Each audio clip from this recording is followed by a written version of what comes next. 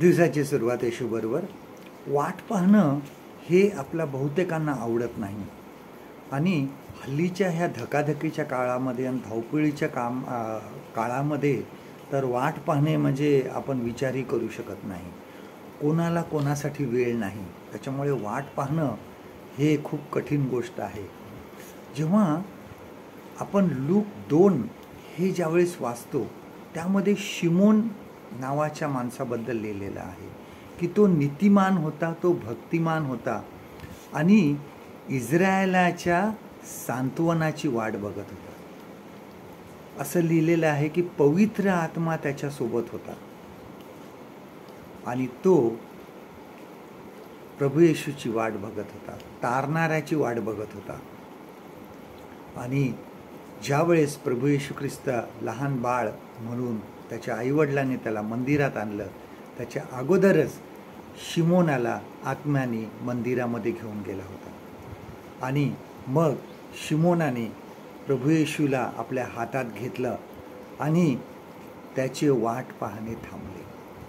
इतक्या वर्ष त्याने वाट पाहिली होती, तारणारा येणाऱ्याची वाट बघितली होती.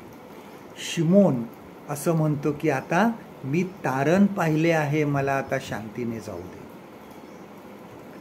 शिमोन इतिहासात राहत नव्हता, भूतकाळात राहत नव्हता, परंतु तो भविष्य काळाकडे डोळे लावून वाट बघत होता. आम्ही सुद्धा वाट पाहत आहोत. आम्हाला एक आशा आहे की प्रभू येशू ख्रिस्त परत येणार आहे, आम्हाला घेऊन जाणार आहे आणि आम्ही नंतर देवाबरोबर राहणार आहोत, देवाच्या संगती राहणार आहोत. मागच्या गोष्टीकडे लक्ष देऊ नका, पुढील गोष्टीकडे लक्ष लावा, कारण आमची आशा ही आहे की येशू येणार आहे. आम्हाला धीराने वाट पाहणं अगत्याचं आहे. आजचं देवाचं वचन हे आहे लूक शुभवर्तमान ह्याचं 2 अध्याय 30 वचन, gospel of look chapter 2 and verse 30.